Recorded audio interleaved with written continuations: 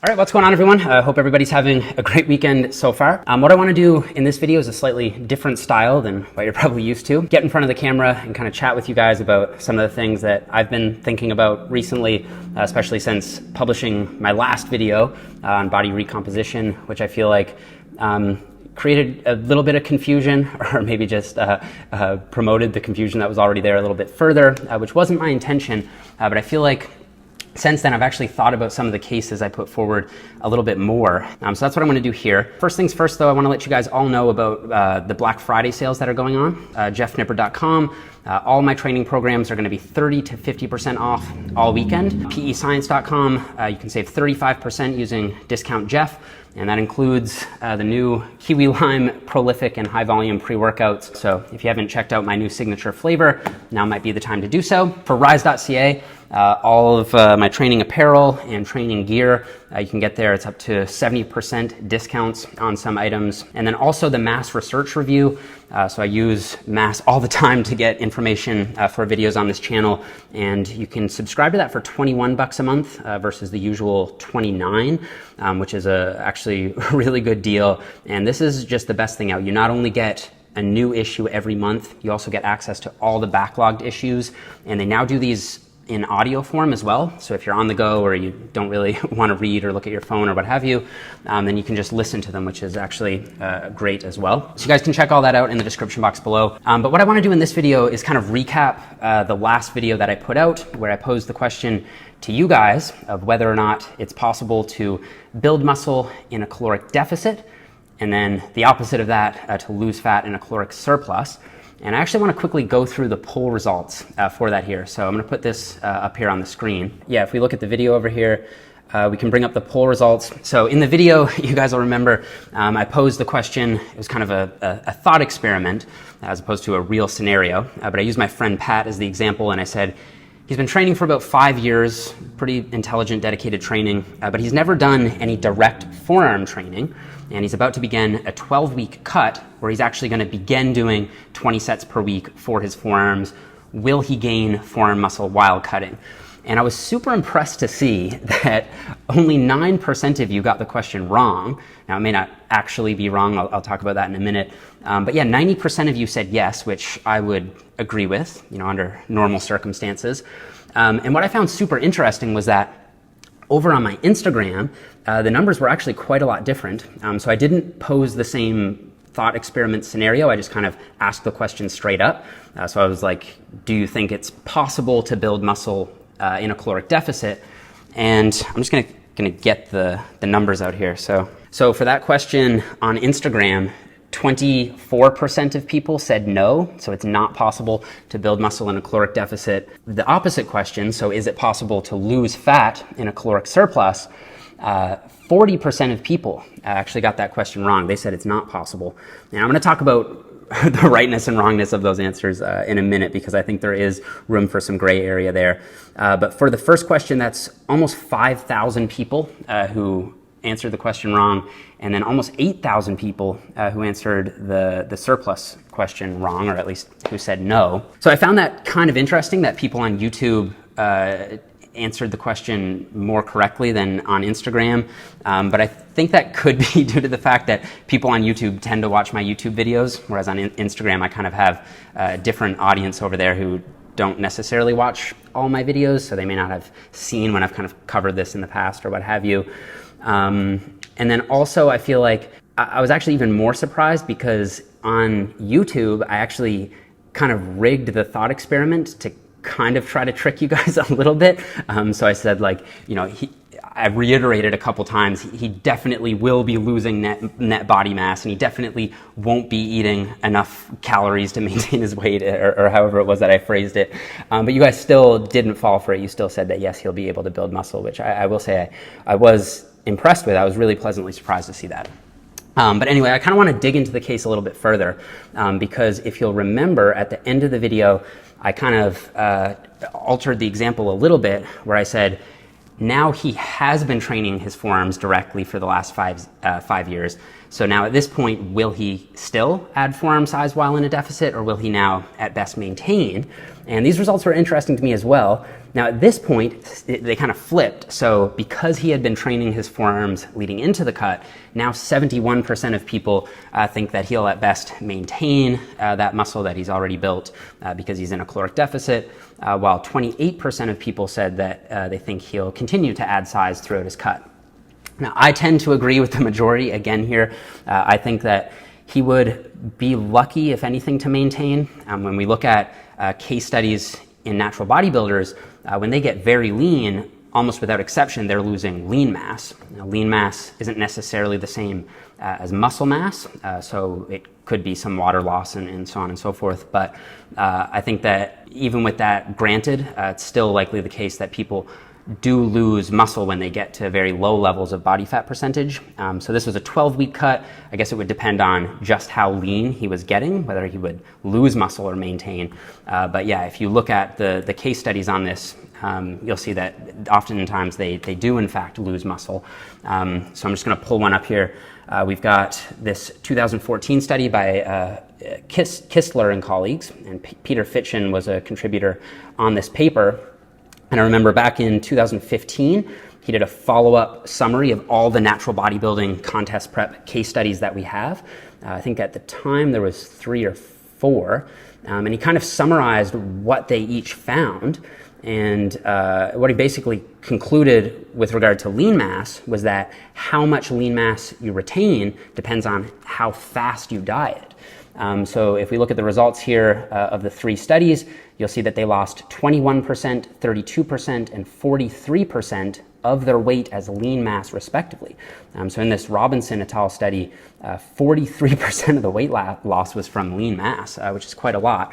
And that was the case study where he also lost the weight the fastest.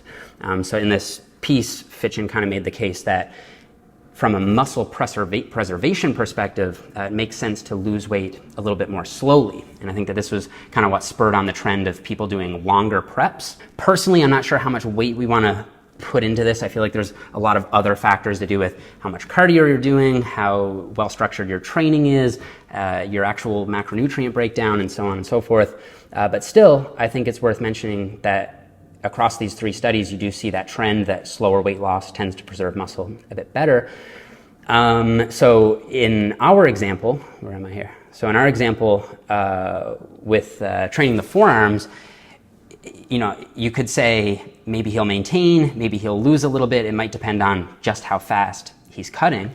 And it could also depend on his training. So I could also agree with the minority here, the 28% of people who said he'll continue to add size if he did something like specialization cycles, or maybe if he increased the volume, if his forearm training and reduced it somewhere else. There are a lot of factors there, but I kind of just wanted to pose that to sort of get you guys thinking about how all of this works. So those were the poll results. Now in the follow-up commentary to the video, I noticed I was getting a few things. So I got a lot of messages of people saying, this isn't a yes or no question, I just can't answer it. And sometimes they were really lengthy messages, which I did actually appreciate, and I spoke with a few of you.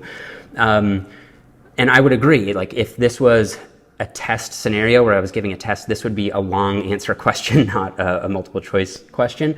And you could easily say something like, will he gain forearm muscle while cutting?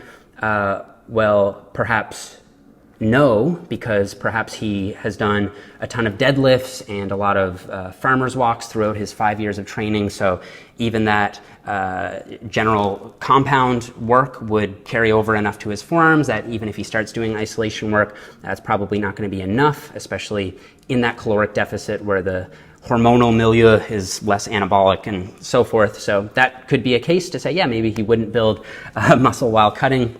But still, assuming that the extraneous factors are normal, I would say that what this thought experiment was intended to instill in you was that it is certainly possible to build muscle while cutting. And now, when I say that, a lot of people say, okay, yeah, it's possible, but that doesn't mean it's likely. It's not really practical. Most people can't expect to build muscle while cutting. We are better off splitting this up and to say when we're cutting, we're just losing fat and trying to maintain muscle. When we're bulking, we're trying to build muscle, and we have to accept a certain amount of fat gain, and you just have to live with that. And I do say this in a lot of cases for more advanced trainees, but I just don't think it's true broadly, because a lot of people don't have the same goals that I might have or that you might have. And while I think it's the case that if you want to build the most muscle possible, then it makes sense to put yourself in a caloric surplus. If you're someone who, for example, wants to stay very lean and still make some progress, or perhaps stay very lean and just maintain the muscle that you currently have, then I think a recomp approach, where you sort of build muscle, lose fat at the same time, and sort of tighten up your appearance, might actually make perfect sense. The muscle gains may be a little bit slower, but for all that, it might be more in line with what your goals actually are and make more sense for you. And then another thing I noticed that a lot of people were saying was that this only applies to kind of obscure scenarios. So I'm going to try to find a specific comment here. I think I hearted it. Yeah, so this was the comment. It said, yes, it is possible, but only if one of these three things applies. So the individual is untrained, the individual is obese, and or the individual uses anabolic steroids. And I would say yes, body recomposition, so losing fat and building muscle at the same time, applies to these three scenarios.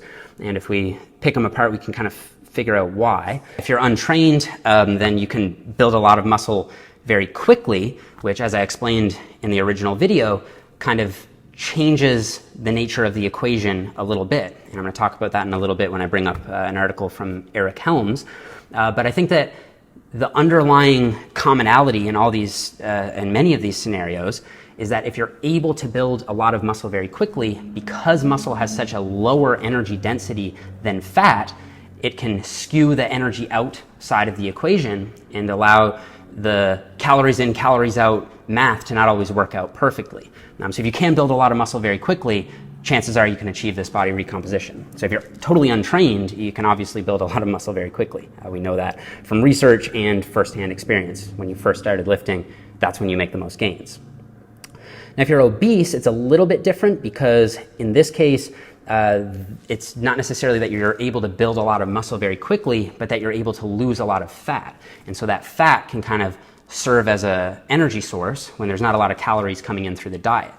So I would imagine a scenario where you have a morbidly obese person who may just start light resistance training, and he may go on a complete fast for months, and you could just feed him essential amino acids, and say the essential vitamins and minerals, and I would imagine that he would build muscle because the fat and then the amino acids that you take in would be enough to provide the energy and the basic building blocks needed to build the muscle. So that would be an interesting case. I would say you could go on a complete fast for several months if you're obese enough and you resistance train, and you would still build muscle. So being obese or overweight would be a scenario where this would apply.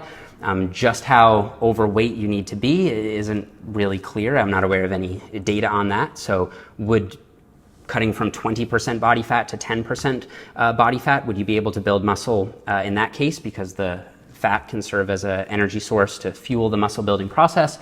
I would say probably yes, actually. I don't think you'd have to be that obese. And of course, it would depend on your train status, what your training looks like, so on and so forth. But still, I would say that it seems plausible to me. And then the third scenario that people think it only applies in is if you use anabolic steroids. And that's very similar to the case of an untrained individual where you're just building so much muscle so quickly that it kind of changes the energy dynamics in the body. But one scenario that I feel like a lot of people forget about is the case of D-trainees. So for people who maybe are just coming off of an injury or just took time away from the gym for a vacation or whatever, in that case, because of muscle memory, which is a very real, scientifically legitimized phenomenon that I've talked about in other videos, you are able to build a lot of muscle again quite quickly. And that's why when you see people who've taken time off from the gym or got injured and were forced to take time off from the gym, they tend to bounce back very quickly as long as they get their training in check. And for that individual, I would say that recomposition also makes perfect sense. And that's almost true independent of prior training status. Also, I think there's this fifth scenario where it applies more than people acknowledge. And that's for people who stop taking their training quite as seriously for whatever reason. And this applies to natural lifters as much as enhanced lifters, but I see it's often the case that people in their off season, for one reason or another, start to get a little bit lazier with their training. I feel like it's natural. There's very few people who are always extremely motivated and always progressively just do more than they did the last month. Often training intensity will wax and wane as lifestyle factors change, etc. So for someone who may not have taken their training quite as seriously for a certain period of time and then starts to ramp the training intensity up again, I could see that in their case they could definitely build muscle in a caloric deficit. To take an example here that I feel like would apply to actually a lot of people, if you kind of let yourself go, you're on holidays, you gained a good deal of fat, but you also weren't really training, so you might feel like you lost a little bit of muscle. But now you're back in a scenario where you feel like, well, I'm fatter than I was 6 months ago, and I have less muscle than I had 6 months ago. What do I do? Should I enter a bulk because I want to build that muscle back, and then I'm going to gain probably even more fat? Should I start a cut and just accept the fact that I lost muscle and I'll be a little bit skinnier, but at least I'll be leaner? I would say neither of those scenarios. I would say the best thing to do at this point is to aim for body recomposition. So in that case, you'd want to put yourself in a slight caloric deficit. So anything from 5% to 20% slashed off of your maintenance calories. And you'd really want to focus on progressively building your strength back up and building your intensity back up in the gym. And in that case, you will almost undoubtedly see that you're going to build muscle and lose fat and get your prior physique back actually very quickly. So that's a scenario that I feel like applies so broadly and outside the confines of these three specific scenarios that people often forget about. And it's because of this misconception that you have to be in a surplus in order to build muscle, or you have to be in a deficit in order to lose fat, which I'm going to get to in a little bit, that people don't take this approach, which to me just makes perfect sense. So anyway, the other thing that I wanted to comment on here was the reverse scenario. So is it possible to lose fat in a caloric surplus? And I kind of just want to clarify what I mean by, or exactly when this would apply, because I will admit that I feel like this scenario is much more obscure and less likely in the real world than the first scenario. So it's much more likely to build muscle in a caloric deficit than it is to lose fat in a caloric surplus. And I don't think as a coach I would actually ever recommend to anyone who has the goal of losing fat and building muscle to actually go in a caloric surplus. I'd almost always recommend a slight deficit or maintenance. I wouldn't say go into a surplus, because from my experience, once you put yourself in a surplus, chances are you are going to gain fat. The surplus would have to be so small and you'd have to build muscle over such a long period of time that it wouldn't really be practically meaningful in the real world. I set that question up kind of as a thought experiment to show that it does go both ways. As long as you're somewhere around maintenance, there is no switch in your body that flicks on and says, okay, now I'm in a surplus, I have to be storing fat. All that the Thermodynamics law says is that you need to be storing net energy. So yeah, if recomposition is your goal, put yourself in that slight deficit, and the lose fat in a surplus was more of a conceptual idea to prove the point that recomposition certainly is very possible. Now I'm going to switch over here to an article from Eric Helms that's published in November 2015. So basically just over 3 years ago, which is crazy because I remember when this article came out and I remember reading it right away. Shout out to Shredded by Science where the article was published. And I don't think Eric was the only author on this. I believe there were several contributors down here. So I just want to make sure I give the right credit.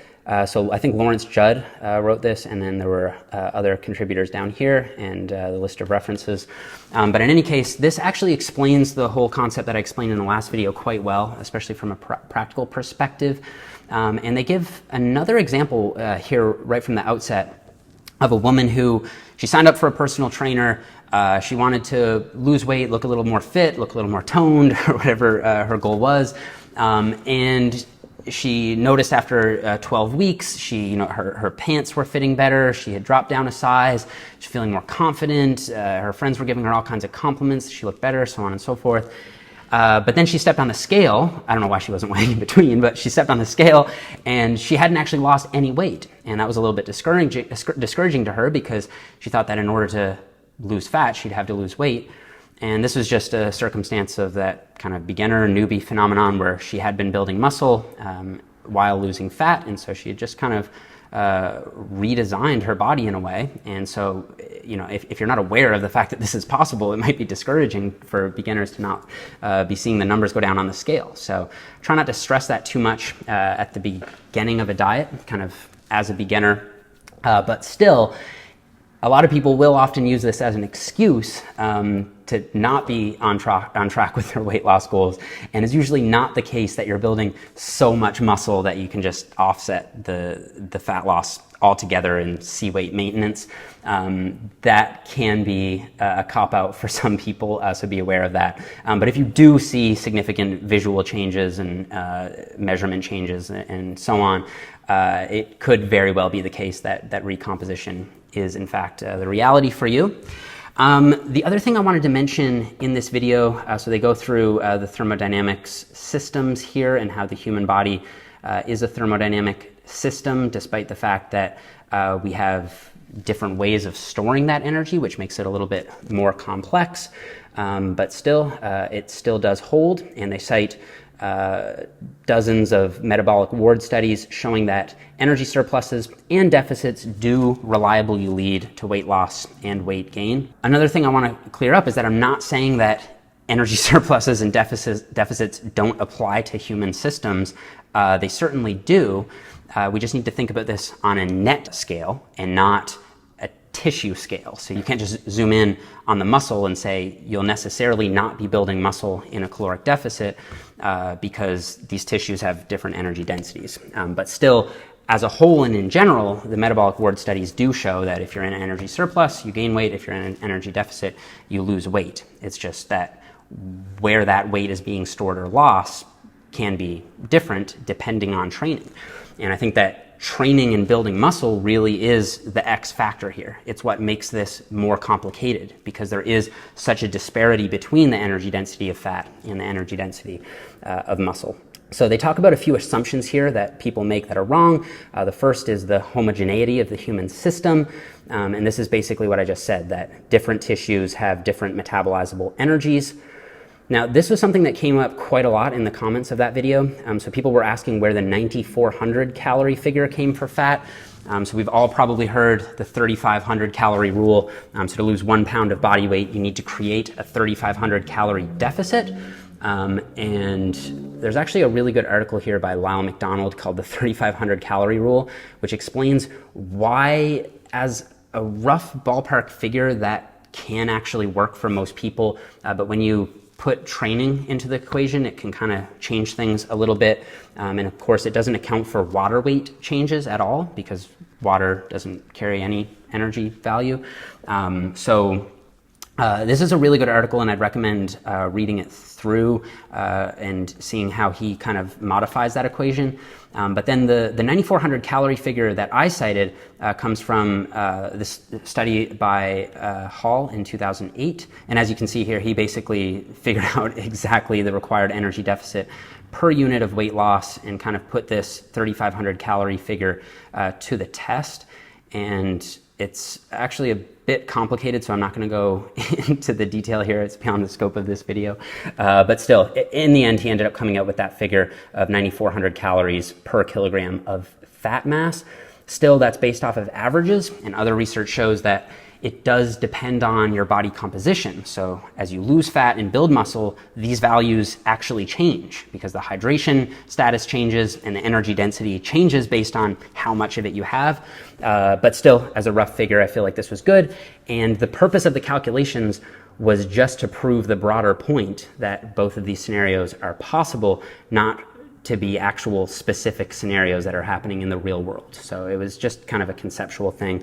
But if you wanted to dig further, I'll have all this linked in the description box below. So that's where those figures come from. The other thing, again, I got all the time, I kind of already addressed it, but it's that body recomposition is kind of insignificant, kind of obscure, and doesn't really occur in trained individuals. But Eric Helms did some amazing work over here, and he summarized the lean body mass change and fat change in all of these studies over here. And basically what you see is that in surpluses and in deficits, you see body recomposition. So when you look at the actual literature, you see that these two scenarios certainly are possible. And if you wanted to go through that, you can. And you'll see that in some cases they are actually more advanced. So these Jose Antonio papers had pretty highly advanced trained guys, so 9+ years of training. And I mentioned in the original video another paper that showed in elite athletes you see body recomposition. So I think that that's a bit of a myth, but still, despite that, I still feel like for intermediate to advanced people, as I said in the original video, I would probably recommend splitting it up into bulking cycle and cutting cycle, assuming your goal is to build as much muscle as possible. And I just want to talk about this for a brief minute and then we'll wrap it up. I've started thinking about the fact that most people may not actually have the goal to build as much muscle as possible. It might not be worth them. It might not be worth it to them to make marginally more gains by bulking because of the fact that they have to add quite a bit more fat and not be quite as satisfied with their physique while doing that. It might be better for them to make marginally less gains but maintain a leaner physique going through the process. And for these people, I think I would recommend more of a body recomposition, or you could call it gaintaining approach. So this is actually something that was really quite popular in the natural bodybuilding community a few years ago. So I believe, if I'm recalling correctly, that Lane Norton and Alberto Nunez both had endorsed this gaintaining approach where they'd stay really quite lean throughout their off season and really just focus on progressively overloading in the gym, adding weight to the bar, and very slowly gaining weight and adding minimal body fat. And I feel like this is actually a perfectly reasonable approach. Now, and I'm actually not even aware of any studies that compare the gaintaining approach, so sort of maintaining your weight, focusing on getting stronger in the gym, maybe very slowly gaining like 1 pound of body weight a month or something like that, versus the bulk and cut approach. I think it would be so cool if we could design, let's say, a year-long study where you have one group do a 6-month bulk and then a 6-month cut, and you have the other group just do a gaintaining approach for a full year. And we could figure out who would actually build more muscle by the 12-month period, because it's not perfectly clear to me which one would come out on top, even though I would expect the bulking and cutting approach to be better. Because what we see in all these case studies, as I've already shown, is that when you do cut back down, you do tend to lose muscle mass. So the question is, would the amount of muscle mass that you lose while cutting be enough to offset that discrepancy between the rates of gain between the gaintaining approach and the bulking approach? So we'd need that study to know for sure.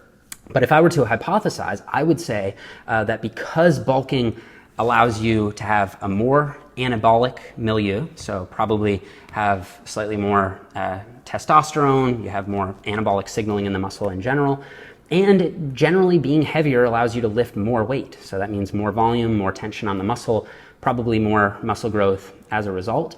And then if you cut slow enough and with sufficient protein, you should be able to minimize muscle losses, and at the end of 12 months should end up with more muscle.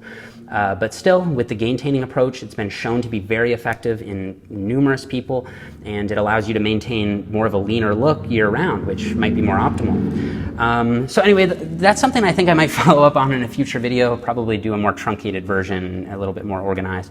But still, those are my general thoughts on that for the moment. Hopefully you guys didn't mind this style of video from me. I often go into these much more prepared, a little more scripted, but I just kind of wanted to get on here and sort of think out loud with you guys, kind of think through what it is I'm currently thinking about this, and sort of update you guys on my full view and perhaps clear up some of the confusion that may have came from the last video.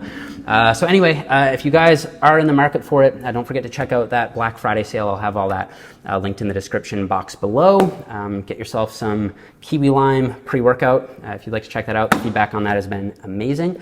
Also, quick update on the Technique Tuesday series. Rashaun and I have the filming done for the first episode, but we're really trying to make this the best technique and form-oriented product available anywhere, especially for free. So we really want to make it good. So that is coming soon. So you can stay tuned for that. Thank you guys so much for watching. Let me know if you like longer form videos like this. Please leave me a thumbs up if you did enjoy the video. If you happen to be new, don't forget to subscribe, and I'll see you guys all here in the next video.